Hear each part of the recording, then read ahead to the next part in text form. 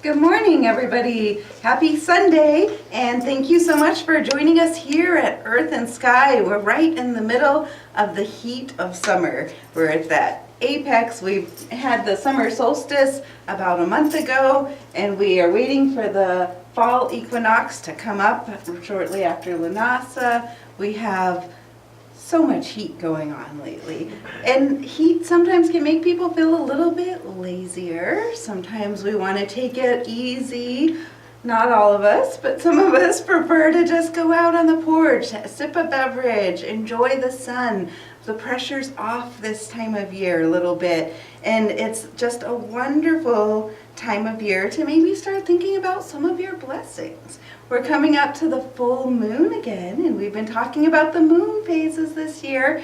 So this moon in July is considered, has many names, just like all of the other months, but the full buck moon is one of the names. And you can imagine back in the older times, and if you were a Native American and you're celebrating throughout the year, we've talked about the wolf moon and the snow moon and the cold moon, and we've gone through the flower moon and the pink moon, and now it's time for the full buck moon because the bucks, those male deer out there, are starting to grow their antlers. So you're out and you're enjoying nature, and you're realizing that you don't have to fight so hard this time of year because it's not freezing. Resources aren't so scarce. You have plenty of things that you can access for meat. You have plenty of berries, plenty of things growing on the vine. And now those beautiful deer that are running around have their antlers growing. And so it's the time of the buck moon because it's a great easy way to reference that. And then we also sometimes call this the blessing moon, because we're about halfway to the holidays. As you can see from here, we're right across from Christmas, last month when we celebrated this, but we're still in this season. So we're still right in that midway range to Yule. And so it's a good time to think about counting your blessings again, especially as life can be a little bit easier this year, because when we were hunting and gathering, this was the time that you could do it, and food was plentiful. And now we have longer days. So even in our more modern urbanized world, we have longer days to accomplish more and take some time to rest at the end of the day. Maybe you're getting up a little bit earlier because the sun's coming out so much earlier. Maybe you're staying up later and enjoying those long summer nights. This is a great time to just think about what's plentiful in your life. Do you have a garden? Do you have tomatoes and peppers and melons that are growing aplenty right now? Do you have a lot of herbs maybe they're starting to grow this time of year? If you are growing herbs, this is a great time to start gathering those herbs and drying them so that as we get further into the year, you can have those that you can use in your future full moon blessings. So go ahead and bless all of those herbs now as they're coming in, dry them and plan on them, whether you're using them for medicinal purposes or if you want to have them for whatever purpose that you want to use in your life. This is really a leisurely time of year. It has been for generations before us and continues to this day with a lot of people. And so it's a really great time to think about what it is in your life that you want to relish. What is it that you want to have more of? Do you want to have more time with your family? Do you want to create something within your life? This is a time of activity too. As we've talked about with the Wheel of the Year, we have all of the planning phases down here where we have the darker, colder times, and this is the height of activity. So enjoy just living life. Enjoy being with people. Enjoy expressing your creative side, and then enjoy that time to relax too. This is a perfect time to count your blessings. So buck moon, blessing moon. This has also been called the mead moon for those who would make beer. It was also called the meadows moon because, as you can imagine, the meadows at this time of year have been beautiful. You can see all the way through the clearing. You can see those full bucks running through the meadow, or maybe you'll see the female deer reclining, and so much activity going on within the meadow. So the meadow moon is another great name. It would be a wonderful way to celebrate if you have a meadow near your home. Go out under the full moon and just celebrate. Start counting your blessings. Do your releasing. Remember, at the full moon, that's where we release. That's where we let go. So as you're counting your blessings, you're grateful for what you have, and you recognize what it's time to let go of so you can bring in more blessings. So if you want to do that, go out in the meadow, go out in the forest, enjoy, because you can get around a lot easier this time of year. It's a bit harder to tromp through the forest in January or February if you're in the northern part of the country. And so take this time to really get out and really harness, enjoy nature, and start gathering. So you're starting to think about gathering just in the early stages to prepare for when we come back around to this time of year. We'll get more into gathering once we get into the fall, but this is a great time to also do meditation or dream work. If you're wanting to dream more, start doing a dream journal. Set the intention before you fall asleep that you want to dream, and then listen to what your dreams are, whether they're good dreams or bad dreams.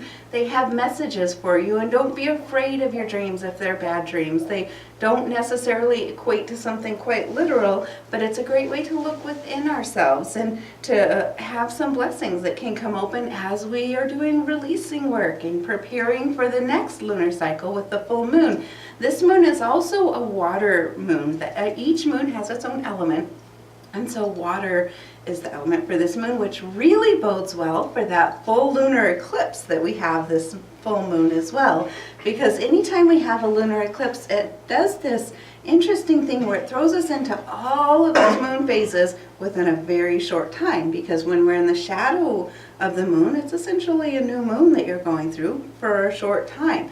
So if you're using this moon to do some releasing work, it's really going to help you look inside at your emotions specifically. All of the aspects this time are pointing to within. So if you have certain emotions you want to let go of, if you're trying to discover more about who you are, this is the moon to do that, because you're going to have the full moon shining that light so you can look at the inner nature, and then you can do releasing work, and that lunar eclipse passes over so you can quickly move into the beginning stages and creating what you want, and then that lunar eclipse is going to pass and open back up to the full moon. So if there was other stuff that you found out that you needed to release as you started looking within yourself, then you can go ahead and get some more releasing done, and then we're moving into the rest of the cycle. It's a very powerful time for that. Sometimes people feel their emotions run at a little bit more of a heightened state at the full moon. So don't use that as an excuse, though. Use that as a way to recognize that maybe I should watch my emotions. Maybe I should keep them in check a little bit and recognize if I'm getting up here with my energy, it's time to pull it down a little bit. So use this powerful, powerful time to your advantage. And a great way, if you're wanting to do that inner work, looking within, discovering more about yourself, and because this is a water aspect moon, do some water scrying magic if you're interested in that, where you can take a darkened mirror and put it under some water, allow the full moon's light to shine on it, and see what images you see within it. You might see some literal images, or it might look like the water's creating certain patterns over the mirror, and then that's what you take in. Those are the lessons that you take in, and you can ask questions and then kind of move it under the water and then see the moon's silvery glow shine on it and see what is revealed to you.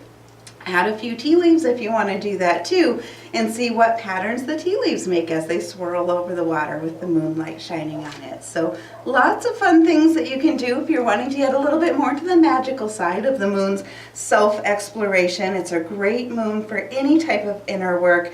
Really incorporating the water's blessings. The water always represents our emotional side, so really incorporating all of that is going to be very powerful for you, releasing, clearing, letting go. If you want to release or clear any emotional or spiritual clutter, this is the moon to do it with. So do that, take your inventory, and then just go celebrate with the moon. Use these lazy, wonderful nights of summer to go enjoy and spend some time outdoors with the moon. Get out of the city if you're in the city and really enjoy that peace and quiet that you can get under the moon's light.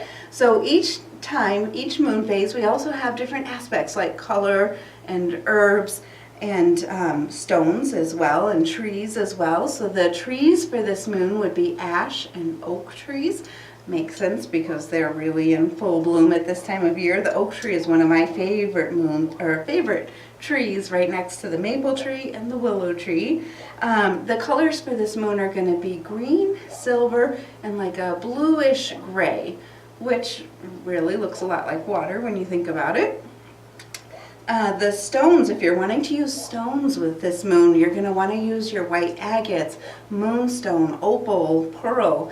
Any of those beautiful white colored stones are really a great addition to this. So you can set those up on your altar if you have an altar that you're using, or you can just charge those stones. If you're charging your stones under the moonlight, these are great ones that will give a little bit of an extra boost to any of the other stones you're charging during this specific month.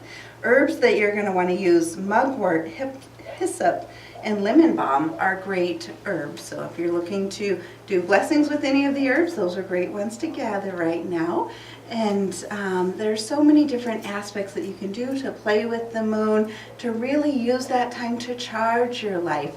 Quite a long time ago, women used to really focus on the moon and use those aspects to bring balance into their lives. And now it seems like it had, for a while dissipated, and now it's coming back. Men and women both can use this time of year to each full moon to really learn to live your life by it. And if you start learning to live your life by the phases of nature, it's going to bring a lot more balance into your life. Just like last year, we talked about all of the phases of the year and how you go through planning and planting, and then you're gathering and everything's getting really active and you're growing everything within your life and outside your life in your garden, and then you're harvesting and enjoying that time again with family, coming in and planning. That's how we do our life in a shorter cycle as well, because we always have many things we're working on. So you want to have those long-term goals and those long-term plans that take a year.